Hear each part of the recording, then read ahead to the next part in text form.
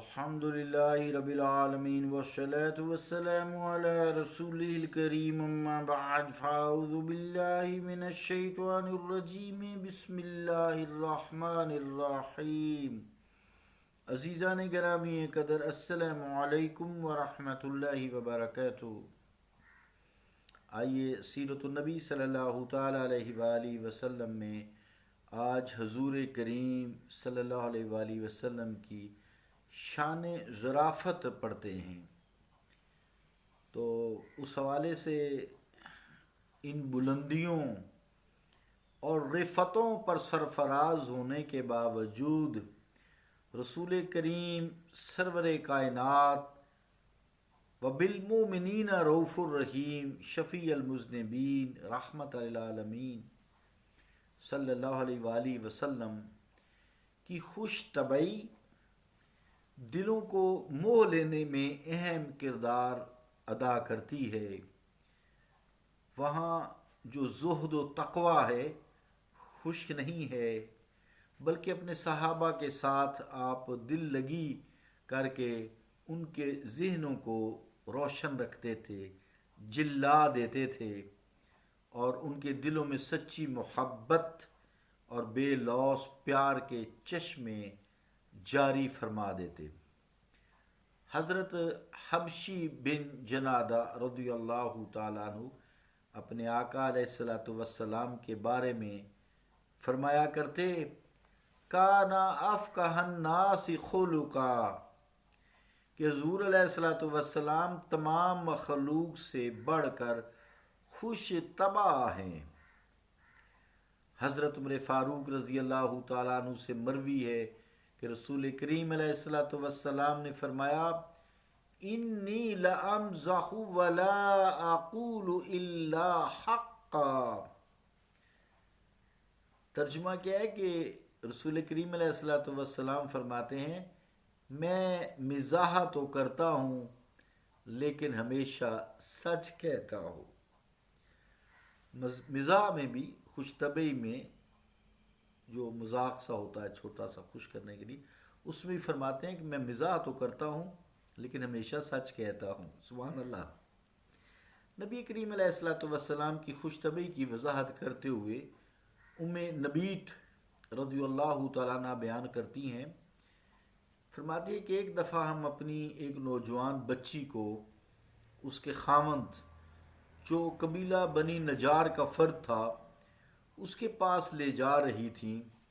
میرے ساتھ بنی نجار کی عورتیں بھی تھیں، میرے پاس دف تھی جو میں بجا رہی تھی اور میں یہ کہہ رہی تھی دف بجا کر، اتیناکم اتیناکم فحیونا نحییکم۔ ترجمہ کیا ہے؟ ہم تمہیں سلام کہتی ہیں، تم ہمیں سلام کہو۔ وَلَوْلَا الذَّهْبُ الْأَحْمَرُ مَا حَلَّتْ بِوَادِيكُمْ۔ ترجمہ کیا ہے اس شعر کا؟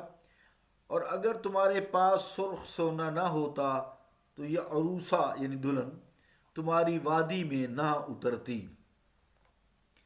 فرماتی ہیں کہ ہم اس طرح دف بجاتی ہوئی یہ رجز پڑھ رہی تھی کہ حضور کریم علیہ السلام تشریف لائے اور ہمارے پاس کھڑے ہو گئے۔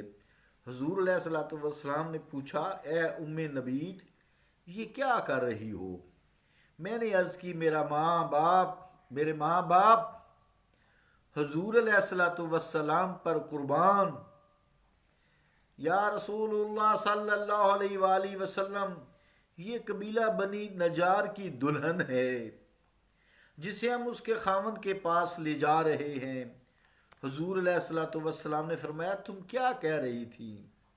میں نے اپنے وہ گیت سنائے۔ نبی کریم علیہ السلام نے فرمایا، وَلَوْلَا الْحِنْطَةُ السَّمْرَاءُ مَا سَمِنَتْ أَزَارِكُمْ۔ تو کیا کہا؟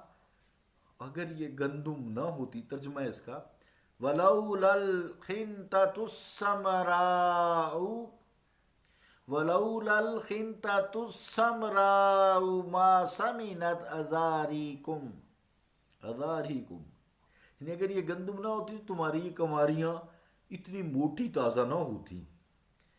مزاح کیا نا، تو خوش طبعی کی. تو واقعی گندم موٹا کرتی ہے، جو لوگ بہت روٹی کھاتے ہیں اس سے موٹا ہوتے ہیں. حضرت انس رضی اللہ تعالی عنہ حضور کریم علیہ الصلوۃ والسلام کی خوش طبعی کا ذکر فرماتے ہوئے فرماتے ہیں، رسول کریم علیہ الصلوۃ والسلام ہم میں گھل مل جایا کرتے. میرا ایک چھوٹا بھائی تھا، اس کی چڑیا مر گئی، وہ بڑا افسردہ اور مغموم تھا. حضور علیہ الصلوۃ والسلام نے اس کی افسردگی کو دور کرنے کے لیے فرمایا، یا ابا عمیر ما فعل النغیر، کہ ابو عمیر تیری چڑیا کدھر گئی. مزاحیت پیدا کی نا. تو حضرت علی کرم اللہ وجہ سے مروی ہے کہ آپ نے فرمایا کہ ایک روز اللہ کے پیارے رسول نے ہمارے پاس قدم رنجا فرمایا، سبحان اللہ، اور پوچھا اینا لکاؤن، بچہ کہاں ہے.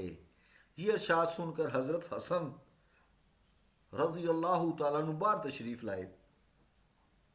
آپ نے ایک لحاف اڑا ہوا تھا، وہ اپنا ہاتھ حضور علیہ الصلوۃ والسلام کی طرف بڑھا رہے تھے، اور حضور بھی اپنا دست پاک ان کی طرف آپ نے بھی بڑھایا ہوا تھا. حضور علیہ الصلوۃ والسلام نے سینے سے لگا لیا اور فرمایا، یا ابی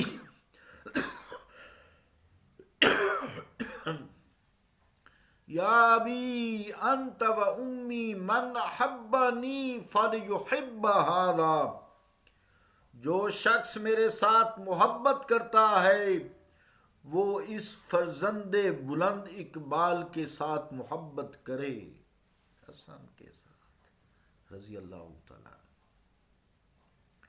عزیزان گرامی قدر، حضرت جابر رضی اللہ تعالیٰ عنہ ایک سفر کا ذکر فرماتے ہیں کہ جب ہم فارغ ہو کر واپس مدینہ شریف تشریف لا رہے تھے تو راستے میں سرکار دو عالم صلی اللہ تعالیٰ علیہ وآلہ وسلم نے میرے ساتھ گفتگو فرمائی اور مزاح بھی فرمایا. پھر فرمایا، جابر تم نے ابھی تک شادی نہیں کی. میں نے عرض کی، یا رسول اللہ صلی اللہ علیہ وسلم میں نے تو شادی کر لی ہے. پھر فرمایا، اسیبن ام بکرا، کیا شادی شدہ خاتون ہے یا کنواری ہے؟ میں نے عرض کی، یا رسول اللہ شادی شدہ خاتون ہے. جب حضور نے فرمایا، باقرہ کے ساتھ کیوں شادی کی؟ وہ تمہارے ساتھ باقرہ کے ساتھ شادی کیوں نہیں کی؟ وہ تمہارے ساتھ لہو و لب کرتی، جوان جو ہوتی ہے، اور تم اس کے ساتھ لہو و لب کرتے. میں نے عرض کی، یا رسول اللہ میرے والد غزوہ احد میں شہید ہو گئے.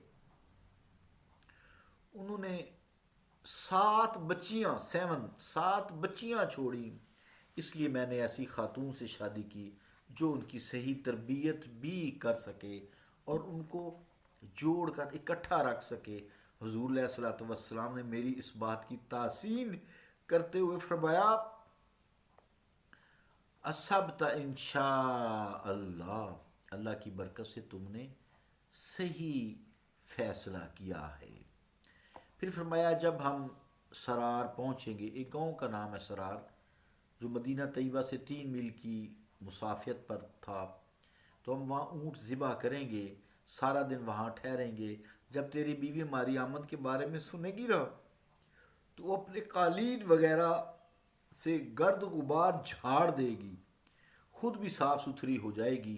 میں نے عرض کی، یا رسول اللہ ہم غریبوں ناداروں کے پاس قالین کہاں سے آئے؟ حضور کریم صلی اللہ علیہ وسلم نے فرمایا، بہت جلد تمہارے پاس قالین ہو جائیں گے. جب تم وہاں پہنچو تو عقل مندوں کی طرح کام کرنا. حضرت جابر کہتے ہیں، جب سرار کے گاؤں پہنچے تو رسول کریم صلی اللہ علیہ وآلہ وسلم نے اونٹ ذبح کرنے کا حکم دیا.